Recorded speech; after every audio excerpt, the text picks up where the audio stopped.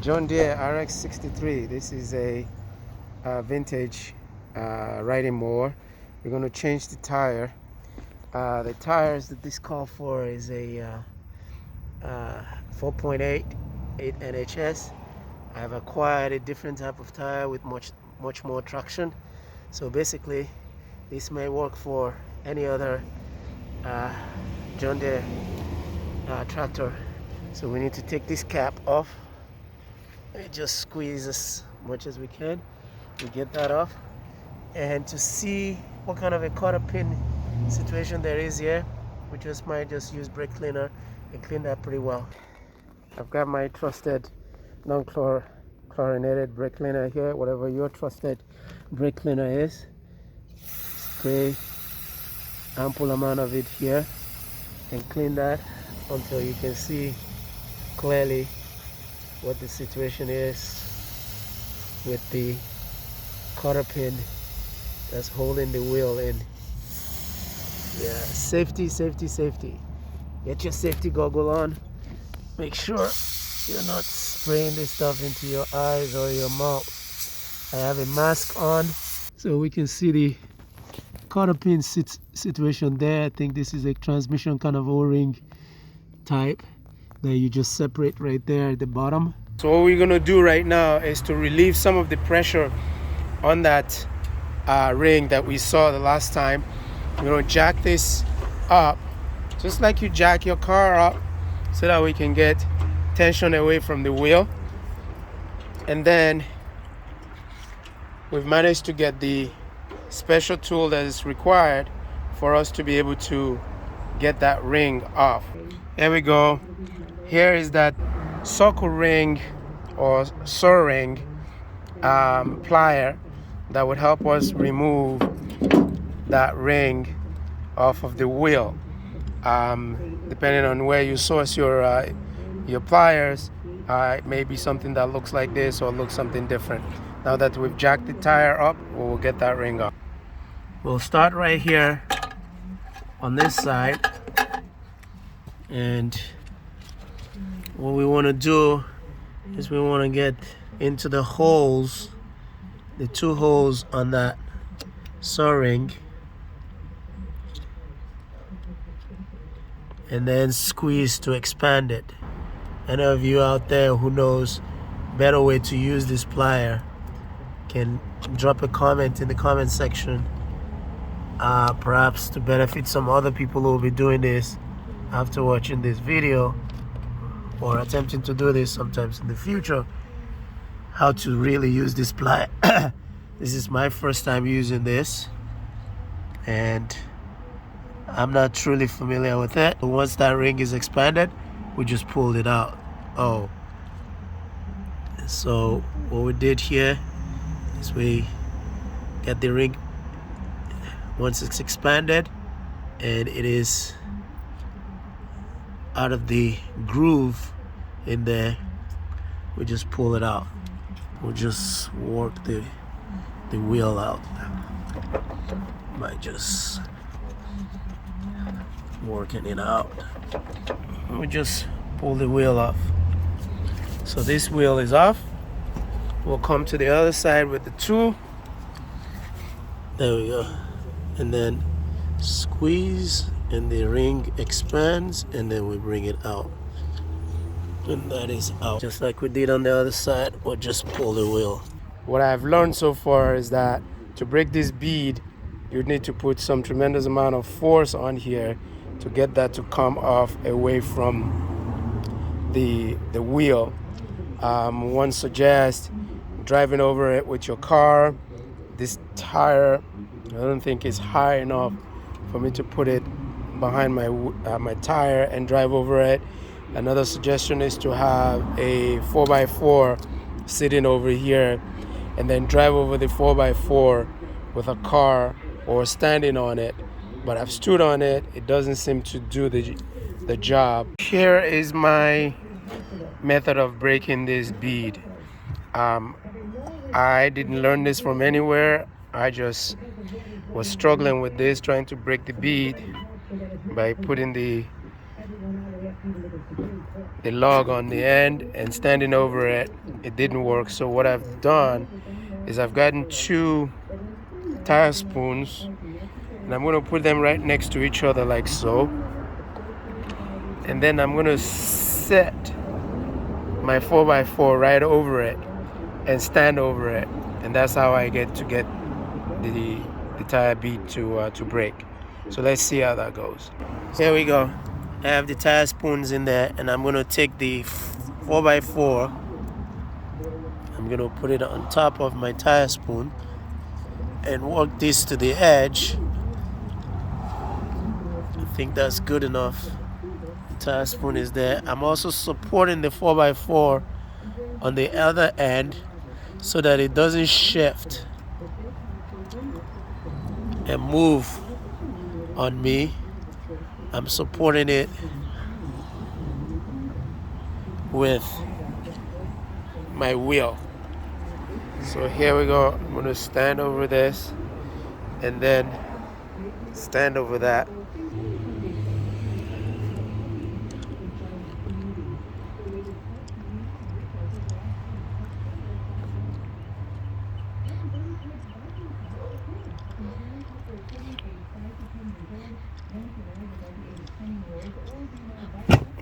There you go. That separates it. Just a quick jump. And the bead is broken.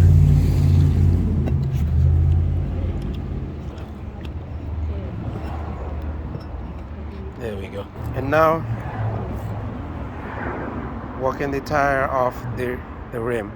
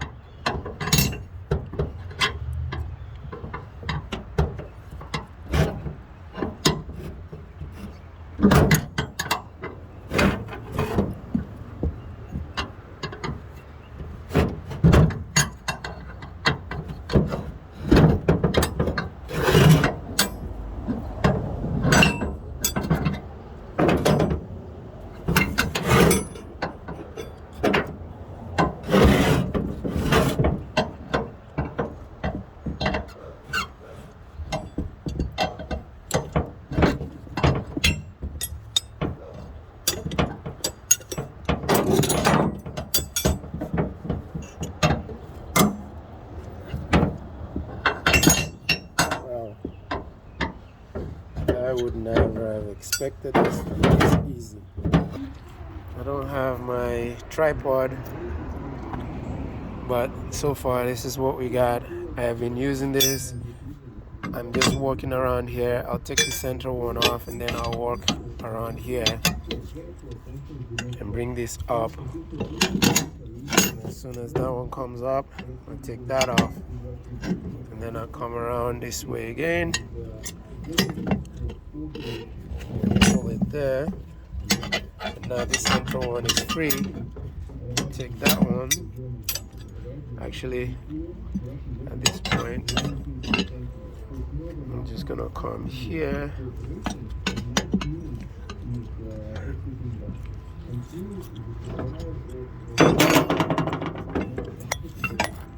Let's go here again.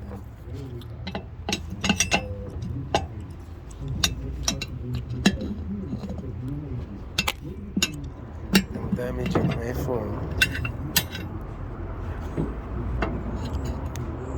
And there we go. We got all that out. Now,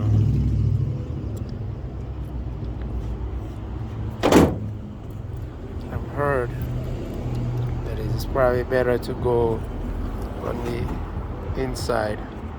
So we'll press this down. I don't think we broke the bead here yet. So now we need to break this bead. But that one shouldn't be an issue. And once we broke the other side of the bead, so now all we need to do is basically just get this out. Just rip this out, and it's out. So this is a tubeless tire. Let's get my replacement tire that I got and see how it compares. So here's my replacement 4.8-8 NHS, and it's got a rotational direction which I have to pay attention to. This would need to go to the right side of the mower if that's the rotational direction, which will be going forward like so. And then this one would have to be on the left side. Perfect. And to press this on as much as I can, and then I'll use the spoon. I essentially had to get this on the ground and put my knee on one side, and then use two of my reliable tire spoons here to work it around until I got that in there. So it's in. So it's a directional tire since it's gonna be facing forward. So this will go on the right side of the tractor. So we'll put this down until I go get some air.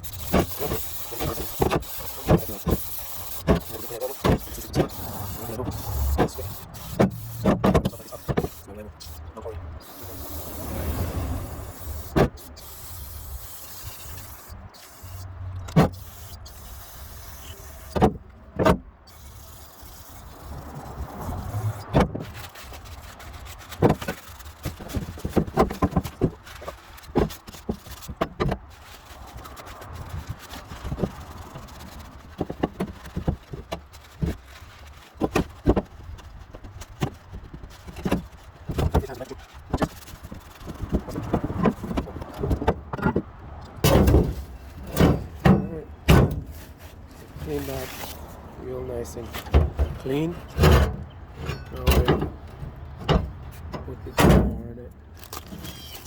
We're gonna force this in this side, and I'll put my knee here and then walk it in slowly.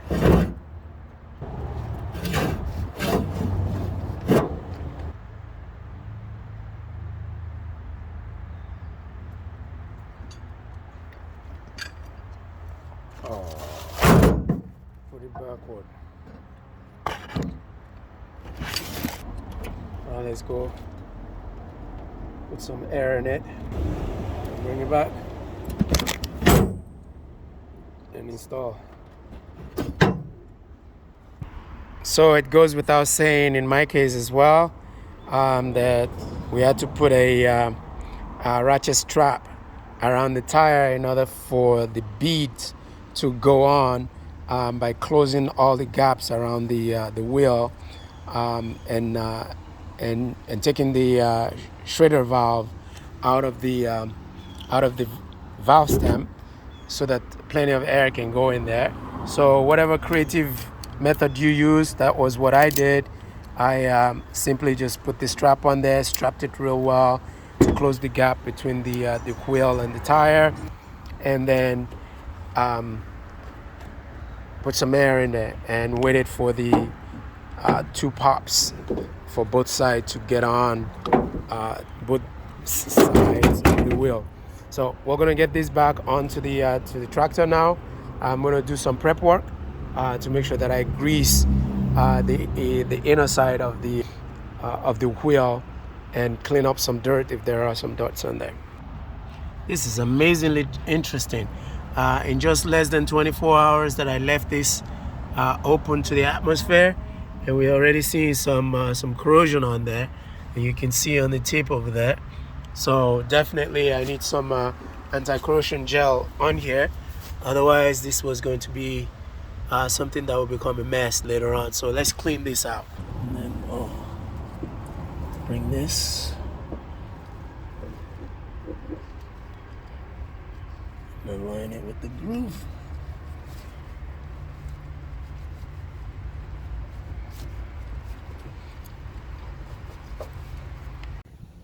We got this on. It's perfectly on there. And we're gonna get the soaring on the wheel. That's recording. There we go. Soaring is around. Everything is on. Okay. So got the wheel on. Look, yeah, it's pretty tight on this. I'm gonna put some more grease on there. I'm not getting any grip on this. There we go. I think I got it on there. So I got that on there. This one on this side as well. Cap this. That's done.